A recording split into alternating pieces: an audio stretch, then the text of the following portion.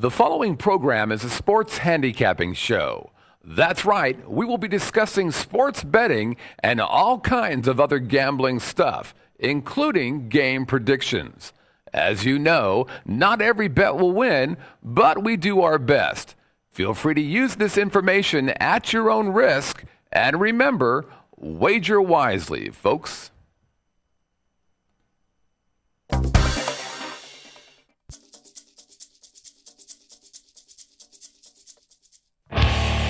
Broadcasting from the Vegas Video Network studios, live from the Las Vegas Strip, Covers.com presents Vegas SportsDay.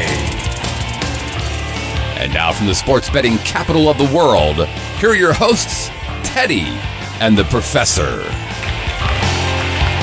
It's Tuesday in Sin City, and you are watching Vegas SportsDay, the pulse of the sports betting world. I'm your host, Teddy Covers, joined, as always, by my esteemed colleague, the Professor, Dave Malinsky. Coming up today, we're going to talk about a college basketball coach looking for divine providence and not finding it, how the gap between saints and sinners may not just be a theological issue, but one that we can actually break down with numbers. And yeah, we're going to have to rant a little bit about last night's ending in Connecticut, but not to worry. For today's play of the day, we've got some aces up our sleeves. So, Dave, the national title game last night, you and I had a little bit of a disagreement. Turned out you were on the right side, and I was on the wrong side. I give you credit. But first take, what'd you see last night that you want to share with our viewing audience? As the game progressed last night, we started just thinking about the historical implications of it and what we were seeing. That for all the years that we've been following college football, it starts running through our mind a little bit, what are the best games we ever saw a team play?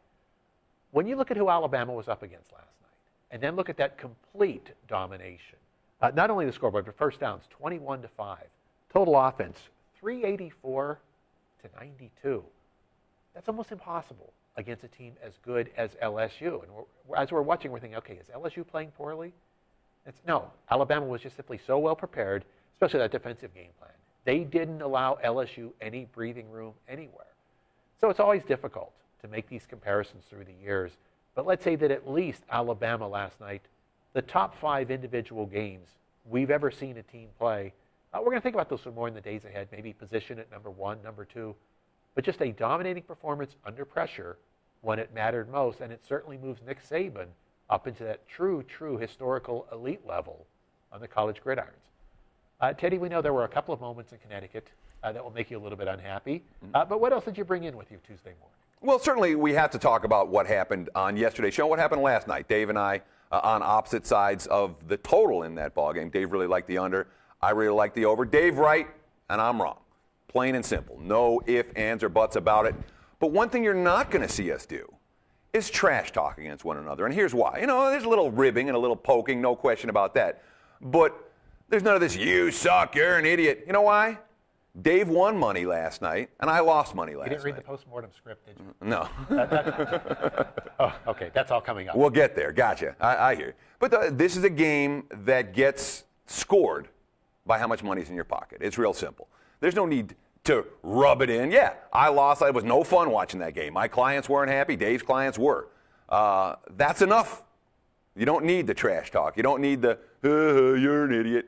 Dave comes in today like a professional. I come in today like a professional. But the bottom line is, you were right. I was wrong. I give you all the credit. But that's not first take stuff. That's just cleaning up yesterday's mess. First take, we have to talk about what happened. And I'm sure you were watching that riveting national championship game that was so exciting to watch. Yes, I'm being extremely sarcastic. Maybe as exciting as the Florida State-Oklahoma 13-2 game. What was that, back in 99 or 2000? Comparable in terms of entertainment value, which is not very much. You might have missed what happened at the end of the West Virginia game last night in UConn. Now, the play of the days, we're still profitable. From day one of this show, we still have a winning record, and even counting in the juice, you still made a couple of bucks following those play of the days. But, man, we've taken some brutal beats over the last 2 weeks. It's been one after the next. We had the game that Hawaii couldn't get in the inbounds pass, ended up losing by 3 to Auburn. We had the Georgetown missing the 2 free throws against Marquette, 1 for the push, 2 for the win. He missed them both. We're not going to talk about Baylor. But certainly the Iowa-Oklahoma game stands out. So there's been 4 or 5 tough beats over the last 2 weeks alone that have prevented this record from blowing up. And, I mean, last night, just a classic example. At no point for the first 39 minutes and 59 seconds of the game last night was UConn leading by more than 5.5 points. West Virginia was in control of the game. They led by double digits in the second half. They led at halftime. End of the game, down 3, 3 seconds left. The perfect amount of time. West Virginia's going to put up a 3, and if they hit it, we cover. If they don't hit it, well, the clock's going to run out. But somehow or other, the rebound went just the right way. The shot missed. We saw the UConn guards leak out for a fast break bucket the other way with, 1 tick on the clock. Lose by 7 instead of losing by 5. Brutal beat. We've had a handful of them, but the bottom line is, rearview mirror now. Time to move forward. Let's see if we can get a play of the day winner for you guys today. Okay, Dave, let's shift over to Market Watch and talk about the end of the college football season. Let's do a little bit of house cleaning, a little bit of recap, and put the workbooks away. But the SEC now has won 9 national championships in the 14-year history of the BCS Bowls.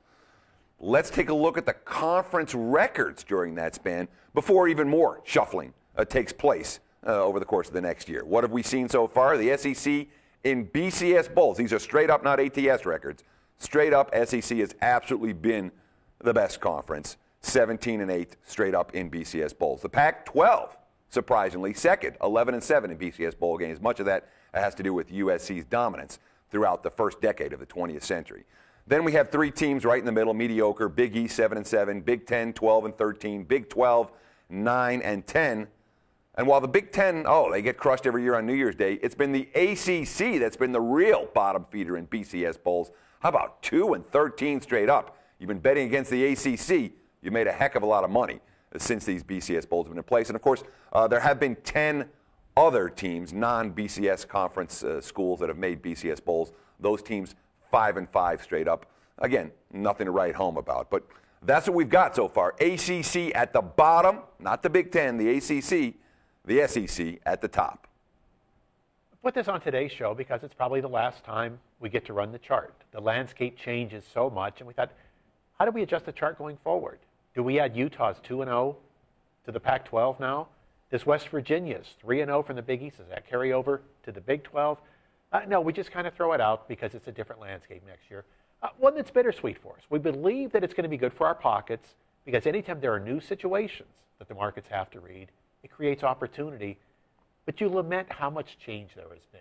You know, for someone who grew up in Western Pennsylvania, and back in the 60s and 70s, you look forward to Pitt, Penn State, West Virginia, and Pitt, West Virginia. Those 3 big rivals as they took each other on every year. Well, now, we may never see any of those teams play each other again going forward. So, yeah, there's a little sense of loss from a fan standpoint, but from a money standpoint, and that's what we're here for more than anything else, there is going to be opportunity going forward. That particular chart, probably the last time we run it, it won't have relevance because the college football map is changing so much. Let's answer an email that we got in, and you guys have been great about sending the emails in. We have a ton that we want to get to throughout the course of the week. Here's one from Chris that merits some attention on today's show as we look forward to the NFL weekend. Chris asks, I've been thinking about a decent teaser with the overinflated, overvalued lines for this weekend's NFL action. Tell me what your thoughts are on this. A 3-team, 10-point teaser. He likes Denver up to 23.5, Houston up to 17.5, and the New York Giants up to 18.5. My honest thoughts are that there is no way in hell Houston can lose to the lackluster offense of Baltimore by more than 17, and I honestly like the Giants plus 8.5 anyway against Green Bay. And Denver plus 23.5, I'm thinking there's no way they lose by more than 21 at the most. Your thoughts on this? It would be a 5-unit risk for me. There's a difficulty with this, and here's an easy way to look at it. Take those same games, flip the teaser in the opposite directions, and notice that at the sports books, the vigorish won't change. So you're buying those 10 points at a premium because the 10 points you're buying, the dogs going up, aren't really worth that much. You're getting a lot of dead numbers in your pocket. If you tease them down the other way, especially a game like New England-Denver, look at the key numbers that get opened up on the 10-pointer, the 6, the 7, almost even getting it down to a 3. Same vigorish either way. That tells you something. tells you that what you're getting isn't worth it. Yeah, it might sound like a nice comfort to have those extra points working for you, but those points aren't worth the vigorish of the teaser. I'll tell you what you might want to do with those 5 units. Play all 3 of those dogs anyway, straight up. Not straight up on a money line perspective, but straight up point spread bets. In the long run, that's going to be a better expectation. The vigorish of the teaser just is too much for the points that you're buying in those specific instances. It's just not worth it. Yeah, we talked on the show, on one of the shows late last year, about some of the teaser rules that we have. And the basic thought process is that you want to get as many key numbers, 3, 4, 6, and 7, with any teaser bet as you possibly can when betting the NFL. So you look to tease favorites of more than a touchdown down to under a field goal. 7.5-point chalk down to 1.5-point chalk is a prime example of that. Similarly, you look to tease short underdogs, 2, 2.5, 1.5 points. You tease them up over a touchdown. That's the way you maximize your value with teaser bets. That's the way that the professional bettors use them. They're not looking to tease big dogs and make them even bigger. And in the playoffs, really, teasers are not a part of my strategy at all. In the regular season, yes, but the postseason is different. And when you see a team that's beat in the postseason, guess what? They're beat. Did LSU give good effort in the fourth quarter last night? No. Did Cincinnati give good effort in the fourth quarter against Houston? No, they were beat. Did the Atlanta Falcons give good effort in the fourth quarter against the Giants? No, they were beat. And we saw last week 3 of the 4 games be decided by more than 10 points against the spread. And that's not unusual for postseason football. The extra 10 points wouldn't have done you any good with Pittsburgh or Cincy or Atlanta. So 3 out of 4, useless. And it's not unusual in the playoffs where you're going to see blowouts, where the teams just don't have it. So again, when you're talking about blowouts, I wouldn't be shocked if one of these 3 teams just gets annihilated and does not put forth the effort in the fourth quarter to cash your ticket. So the answer is no. I would not make that bet. Stay tuned. We'll give you more recommendations for this week is through. So here's what we'll do on tomorrow's show. Last week we talked about the historical patterns of the wild card playoff games. Tomorrow we'll do the same thing for the divisional playoff round. That'll give you a little better idea of the percentage of times these games do break wide open. Some good food for thought before we get into the games themselves in Money Time on Thursday and Friday. Please keep those emails coming, getting great questions every day. The email address, sportsday@covers.com. You can follow us on Twitter @VegasSportsDay. And of course, there's absolutely no reason that you're not getting involved in the community. Lots of you are. All of you should be involved. Active threads and discussions going right now, covers.com/posting forum. Is good comedy timeless? We believe it is. One of us doesn't, but one of us also had the over last night. Post-mortem time coming up. You're watching Vegas Sports Day. Are you looking for the latest odds, the fastest scores, the most important trends, and the best matchups and stats? Are you looking for the key late-breaking information that can make you a winner? Well, Covers.com has the answer. The world's largest sports betting community gives you a front row seat in the heart of the action, from the opening lines to the final scores. If you want to stay ahead of the game, Covers covers the numbers. This is David Ivey from Pub Crawl. It's funny because it's David from. You should just leave it on. Hi, I'm David Ivey from Pub Crawl, and you're watching the Vegas Video Network.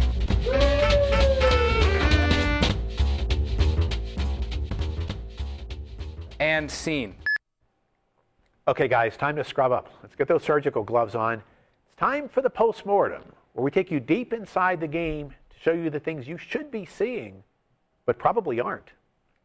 Some days they just don't pay me enough to do this. Look, you should see this script. But I'm reading. If you've been watching Providence play in the Big East, so far, it doesn't seem like they're a little bit outnumbered on the court. They've lost to St. John's, Georgetown, Syracuse, and Seton Hall by a combined 56 points, averaging less than 60 points per game in the process. So naturally, if we're going to do a take on Providence basketball, I'm stuck with the fact that their nickname is the Friars, and there's absolutely no way to get through this without a Malinsky reference to the Friars Club. This isn't going to happen. The damn club's 107 years old, and is about as relevant to the modern comedy scene as Providence is going to be relevant in the Big East this year. But it's what I'm stuck with. So before breaking down what's wrong with the Providence Friars, let me fulfill my obligations. How about a joke of the day from the Friars website? This is a great one. You guys are going to love this. Partners help each other undress before sex.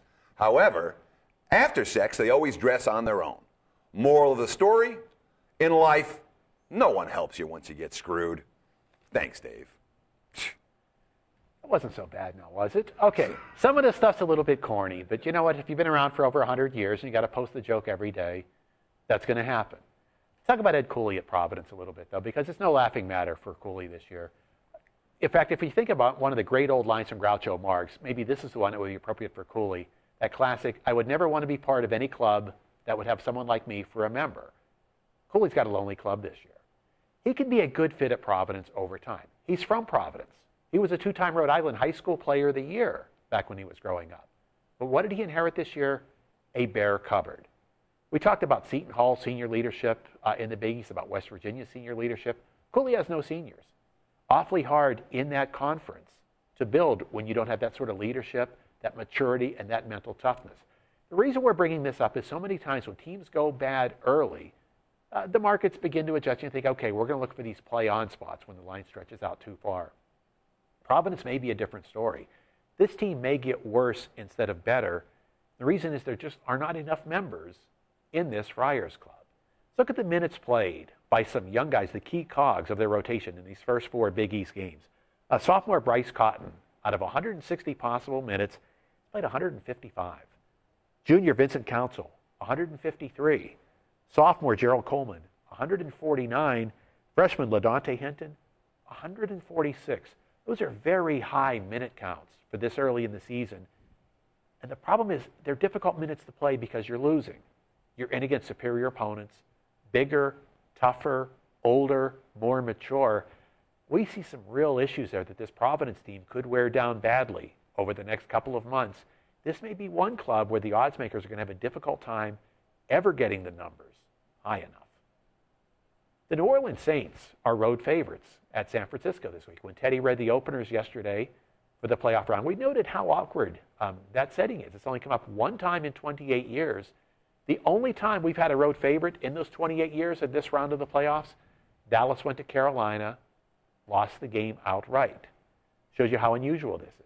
Well, the Saints have looked that good in the marketplace. You can make a case that maybe their home season has been historically one of the best ever played in professional sports. But is there too much weight being given there? Note that the Saints have only played 2 road playoff games in the Drew Brees era. Take a look at how bad they were. Last year, a 9.5-point favorite at Seattle. They lost outright 41-36. Go back to 2006. Chicago is a 2.5-point favorite over the Saints. The Bears win the game 39-14. The only 2 road playoff games of the Drew Brees era, Saints lose to the spread by 37 points. That begs the question, as we move towards this week's kickoff, is there too much weight being given to those Saints home performances? Let's look at the hard numbers here, because the Saints may have just played the single best home season in the history of the NFL. 9-0 straight up, 9-0 against the spread. They beat the number by a total of 132.5 points in those games. So more than 2 touchdowns per game better than market projections. On the road, however, this Saints team went 4-3-1 straight up. We're going to count the overtime win in Atlanta as a push for our records. We do not look at overtime results. We just look at what happened in the 60 minutes. 4-3-1 straight up, and 4-4 against the spread. They lost to the spread overall over the course of the year by 20 points. Only 2 of the 8 road games they played were against winning opponents. They had outright losses to the Rams and the Bucks. They struggled to beat the non-playoff Titan team by 5. They beat the Panthers by only 3. 5.8 yards per rush at home, 11 rushing touchdowns. On the road, 3.9 yards per rush, only 5 rushing touchdowns. You look at Drew Brees and his passing numbers. At home, 122.4, just sick. On the road, 100.7, still good, but not as good. Touchdown interception ratio 29-6 at home, fell to 17-8 on the road. Again, still good, but not as good. Then we look at the defense, and the defense allowed 196 points in those 8 road games, and half of those road games came against bottom-tier teams with bottom-tier quarterbacks. Look, they played the Rams in St. Louis with A.J. Feely behind center. They played Jacksonville with Blaine Gabbert behind center, the 4th game of his career. They played Tennessee with mostly Jake Locker, Matt Hasselbeck injured after throwing only 7 passes, and they played Minnesota with Christian Ponder. So rookie quarterbacks, weak quarterbacks, and still the Saints defense gashed repeatedly in their road tilt. So the question we have to ask ourselves, are the Saints' home performances carrying too much weight? Is that why this point spread is where it is? Plenty to think about as the week progresses. When we get back, the focus shifts to a lot of tonight's action. The Insider Six-Pack with the news you need to know. You're watching Vegas Sports Day. Hey, I'm Al Man. Is that how you get them to do that all the time? Just sit there and be an ass. Is that it? Hey, I'm Al. Hey, I'm Al Mancini at Top of the Food Chain. You are watching the Vegas Video Network. We got big forks, big spoons. I got a big mouth. I got no guest.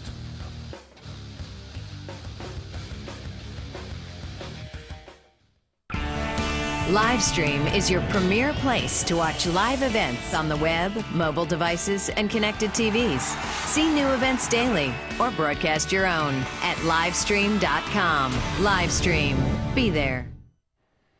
All right, guys, let's pop the top on today's Insider Six-Pack. Let's start in the NFL, where the elation coming out of Denver has kind of subsided a little bit.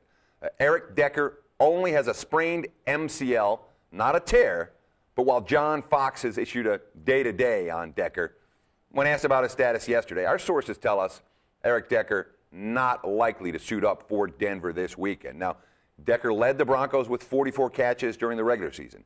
He had 13.9 yards per catch. He had a punt return touchdown. He had 8 receiving TDs. They went on to beat Pittsburgh with only 3 wide receivers on the roster, Demaryius Thomas, Eddie Royal, and Matt Willis. So don't be surprised if Decker is officially replaced this week and either DeAndre Goodwin or Greg Orton to get activated from the practice squad to give the Broncos a little bit of extra depth at wide receiver in New England this weekend. Books were noticeably slow to put up Houston-Charlotte tonight in the NBA. Game now up, settling out of Houston, a 3-point favorite. Let's clear up those issues for you. Kevin Martin for Houston sat out the last couple of days of practice with the flu. He'll be in tonight. Also, it looks like Kyle Lowry will be back. He missed the last couple of games for the Rockets, ugly back-to-back losses to Oklahoma City. Lowry back in the practice court yesterday. He'll be back in the starting lineup tonight. Courtney Lee, though, that right calf injury, figures to keep him out. Lowry kind of the key guy and a guy who might have a breakout season for them, largely because of the team that the Rockets are. Lowry hits the boards pretty well for a point guard. But when you play for Houston, there are a lot of rebounds available to go get. That front court does not hit the boards well. Houston only number 23 in the league in rebounding so far. Getting Martin and Lowry back really matters against what could be a tired Charlotte team tonight. Charlotte wrapping up a 4-5 and a 6-8 stretch. That Houston energy might give them an edge. The first game back after a long road trip has been a very negative situation in the NBA over the years, especially when there's only one day of turnaround time. That's the spot the Milwaukee Bucks find themselves in tonight.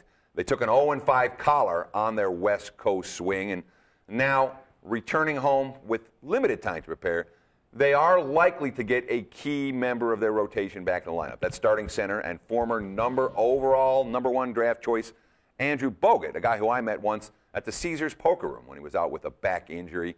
Bogut's been back in Australia for the last 4 days dealing with a personal situation. So he's expected back in Milwaukee. The question is he going to be fresh? Is he going to be jet lagged? Is he going to be conditioned properly? Those are legitimate concerns for Bogut tonight. And the Bucks have more issues than just Bogut. Of course, they lose the 5 games in a row on the West Coast swing, and they're probably going to be without Mike Dunleavy, Bino Udrih, and Luke Richard Mbah-a-Moute on the floor this evening. 3 key guys in Scott Skiles' rotation, even with the return of Bogut. Big things to watch when Oklahoma City and Memphis play tonight in terms of going forward. Let's call this one new faces in key places. Oklahoma City's lost Eric Maynor for the remainder of the season. that's actually a big loss. You know, when you lose your number 2 point guard, guy who can exert some good defensive pressure. But right now, they may not make a roster move. Reggie Jackson, rookie, really impressed Scott Brooks in the limited training camp that they have. They like his tenacity. They like his work ethic. Finally got a chance to play major minutes against San Antonio on Sunday. Played them pretty well. 11 points, 4 assists in 23-19 of court time. We're going to watch him real carefully, as they will be, to see if they have to go out and get a veteran to play the backup point guard for a team that thinks they can get the top seed in the Western Conference. That really matters. Plenty to watch for Memphis tonight. Can Maurice Spites get his career rejuvenated? He fell completely out of favor with Doug Collins in Philadelphia. Collins did not like his work ethic, basically let him go for peanuts. Spites has a lot of physical talent. Question is, will he bring it every night? Will he fit as a team player?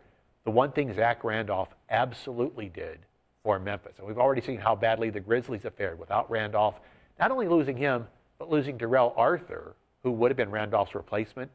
Spates against the Lakers on Sunday showed that natural ability.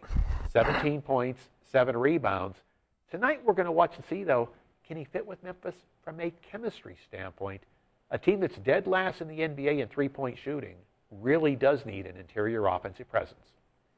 It was good news, bad news, and no news for the Miami Heat yesterday as they took the practice floor at the University of San Francisco.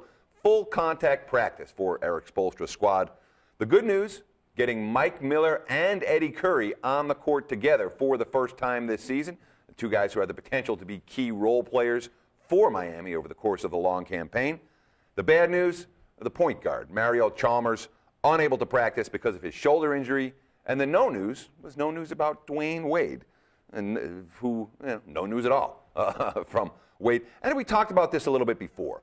When teams are dealing with their superstar players throughout this NBA season, they're likely to err on the side of caution. A regular season game doesn't mean a whole lot to a team like Miami. Having Wade healthy and avoiding any type of re-aggravation of his injury takes precedence over playing against the Golden State Warriors. So right now, doesn't look like Wade is ready to play back-to-back games.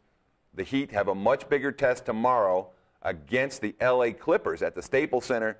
Don't be shocked if Wade sits tonight and plays tomorrow. On the Golden State side of the equation, Warriors are going to come in shorthanded again. No Stephon Curry this evening, and it doesn't look like they're going to have Andre Biedrins down low either. So two key cogs for Mark Jackson's Warriors also not likely to suit up. Some of the key under-the-radar injuries in college basketball aren't necessarily guys that are out, but guys that are playing hurt to the point where it really impacts their performances. We've got to talk about Jake Odom in Indiana State. Sycamore's off to a disappointing 1-3 opening in Missouri Valley play, and a lot of it can be attributed to their floor leader. He's playing with plantar fasciitis, which is awfully painful to have to play through, but choosing to gut it out and play through it, and instead of taking the rest of the season off, he's already passed the redshirt point. So this full year of eligibility has already been used up. Only shooting 20.8% from three-point range this year. Last year, it was 32.1%. Through those first 4 conference games, he has a negative assist-to-turnover ratio. Last year, it was almost 2-to-1 the other way, 139 assists versus only 75 turnovers. Got a good quote from the trainer, Brad Yergin, who tells us a little bit about what he's having to go through. He says, when asked about rest, he said, that hasn't been an option for him. We're letting him go as tolerated. He's been 75% all year. Resting him one game won't make a difference. He needs a significant amount of rest. Be sure to factor that in. This is a kid who's been awfully good in his career, but he can't be the same player the way he's playing right now. When we come back, it's time to shift to the hardwoods. Vegas Sports Day ready for money time. Traditional media believes that after about 3 minutes, you'll tune out. Most Vegas media companies think if it doesn't jiggle, you won't tune in. At the Vegas Video Network, we think both are wrong.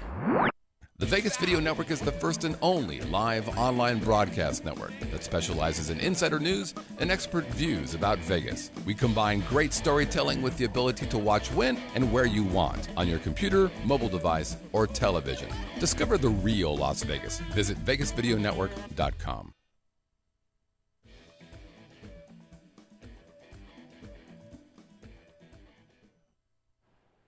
Okay, guys, time to raise the roof. It's money time.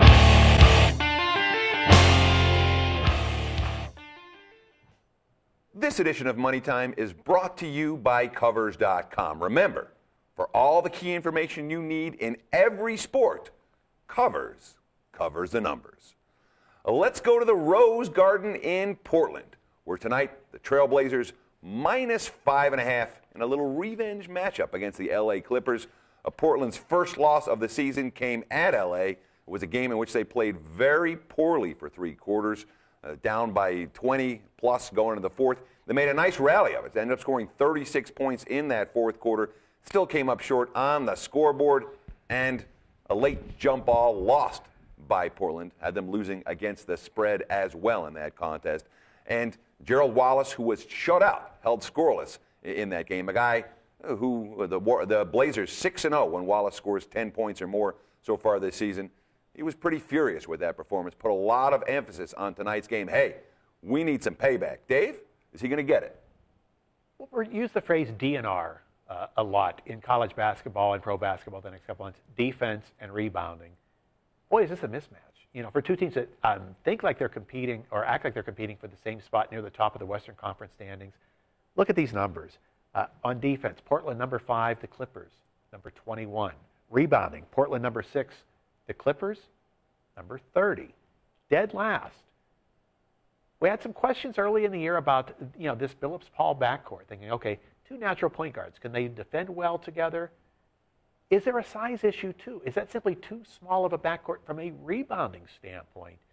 For all the upside the Clippers want to believe they have, if you're sitting at number 30 in the NBA in rebounding, there's only so far up the ladder you're going to be able to get. Yeah, in fact, so far the Clips have won the rebounding battle in exactly 0 games this year. They did tie one team, but they've lost the battle in every other contest. Worth noting for the Clips, their last road game, their only road game that they've only played 2 road games all year, and none so far in 2012. Last time they went on the highway against a team with a winning record, they didn't just get beat. They got annihilated. They were rested in that ballgame, had 2 full days off prior to the contest. They went to San Antonio, lost by 25. It was a non-competitive effort. Also worth noting that the Blazers so far this year at the Rose Garden, 100% straight up. And they did have a push, or even a half-point loss, depending on where you got the number. But I'm going to grade it as 100% ATS. They have absolutely played well in Portland in front of the home fans. Let's go to Champaign, Illinois. This will be the nightcap on the front of the ESPN cameras tonight. A lot of money to the host Illini, now down to Ohio State, an 8.5-point favorite. We can kind of understand where the money's coming from because historically this line looks a little bit high. Illinois program has been much more competitive than what we expect to see over the next 2 months, and that's the key, is what we expect to see. We think the markets are a little bit slow on realizing how far Illinois has fallen. 13-4 overall doesn't mean a whole lot. Had a weak non-conference schedule, but look at this opening 3-1 in Big Ten play, and how close it was to being at 0-4. Had to go to double overtime to beat a mediocre Minnesota team. Could only win by 1 point at Northwestern. And boy, you want to talk about ugly. That 59-54 slog over Nebraska on Saturday. Not an inspiring performance by Illinois at all. The last couple of games played without Sam Maniscalco, their point guard, so the offense has really lacked direction. But what made the Nebraska loss even worse, DJ Richardson, a guy who needs to step up with Maniscalco out. He's playing with a sprained right wrist. He only scored 2 points in 21 minutes that day. Markets might be reading old Illinois, not current Illinois. Yeah, certainly doesn't look like one of Bruce Weber's better teams with the Illini. And as the injuries continue to mount for Illinois, that could really be a concern moving forward. From the Ohio State side of the equation, man, I mean, the Buckeyes got that wake-up call against Indiana, a game that they're certainly going to remember. And then since that, almost flawless each of the last 2 ball games, blowing out Nebraska, annihilating a red-hot Iowa team, an Iowa team that came in with some confidence, and Ohio State said, no, we're going to, it was not close. And, of course, with the ESPN cameras on hand for tonight, may give the Buckeyes that added extra juice for this type of venue, because they've had pretty good success against the Illini in years past. But, you know, when you have a team that's clicking, it doesn't hurt to have a little bit of extra juice or something behind them if they're going to give their best effort in this instance. And let's not forget, I mean, the Ohio State, you know, they're number 3 in the country in turnover margin. We talked about the defense. We talked about the rebounding. How's Illinois going to score in this ballgame? No Maniscalco. We have Richardson banged up. I don't see Sullinger getting beaten in the paint. I think it's going to be real tough for Illinois. I'm sure that they're going to look to slow down the pace in this ballgame and play it. This is, you know, the type of game where the losing team may struggle to score 40. I expect that losing team to be Illinois. It's one of these spots where we like to look to a favorite that's going to get out and extend their legs a little bit. Those last 2 Ohio State wins, they were so clean and so easy that they played under wraps a little bit. So a couple of factors here. One, when you look at this line and think, well, historically, this is high for these programs. 2 common opponents in Big Ten play so far. Ohio State wins that comparison by 58 points. That's 29 points per game. Second is the ability of Illinois to play from behind. Now, Ohio State just extends such good defensive pressure. They're so fundamentally sound. I don't know where those Illinois points come from. This number actually looks short. This should have been low double figures. We'll have some Ohio State in our pockets. Let's go to Manhattan, Kansas right now, where the Wildcats minus 2.5. We're even seeing some 3s pop up right now on my live odds screen over the undefeated Baylor Bears. Now, Kansas State coming off ending one unbeaten run. They knocked off Missouri, previously unbeaten Missouri, this past Saturday. They did it in blowout fashion. Right from the get-go, K-State took control of that game and ended up winning by an easy double-digit margin. Now, the only meeting last year, Kansas State with the straight-up win. They were minus 6 in that ballgame. They won by 8, and they won the Battle of the Boards by 10, 33-23. But we're talking about 2 absolutely stellar defensive basketball teams. Baylor allowing just 36% shooting for the season. Kansas State allowing just 37% shooting for the season. And you don't get layups against these teams. You don't get interior points between them. 179 blocked shots. Points going to be tough to come by here, right, Dave? Going to be very tough. It's going to be one of these games that's ugly to watch, but can be good for the pocket. So we might be looking at a total a little bit, but let's give you one of our strategies on totals. You'll notice over the course of the year that we play very few competitively priced games under, because there's always that fear of the late scramble points. You get 10 or 12 points in the final minute of a close game. Baylor will certainly scramble it up. When you're undefeated and you're looking to protect that record, you go all out at the end. A Frank Martin team will always scramble it up at the end because they compete so hard. So what do you do with a spot like this? You look to the first half under, where you will not have that scramble in the final minute at all. One of the great things about first half unders is so many times you only get 2 shots taken in that final minute. You get down to 35 seconds and the team's got the ball. They hold for 1. 35 seconds in the second half, you'd have the ball up and down the court 9 or 10 times. So maybe a little bit of a first half under here, because here's the difficulty we see in terms of scoring. Yeah, Baylor's got 5 guys that average double figures. Kansas State has 3 guys that average double figures. But there's not a dominant scorer in the bunch. Not one of those 8 players averages more than 13.2 points per game. So when you step way up in class against a fierce defense, you have to have a go-to guy. If not, you get a lot of slow possessions. Both of these teams also get a lot of garbage points off the offensive boards. Not going to be available tonight. The defensive glass gets clean pretty good. So we're going to look at, maybe a little first half under, but no surprise if it's just a fierce game played all the way through. But first half under, that's not where we're going to go with our play of the day for Tuesday. No, we're going to go to a team we talked about earlier in the Insider Six-Pack, and a team that we were looking to fade. That team, of course, the Indiana State Sycamores, which means we'll be taking Evansville plus 7.5, up to 8 now in most locations. Purple Aces plus the 8 at Indiana State. That's the Vegas Sports Day play of the day for Tuesday. And that's going to wrap it up for today's edition. Thank you so much for taking time out of your busy day to spend with us. For Malinsky, I'm Savransky. Enjoy the games and good luck. We'll be back again mañana.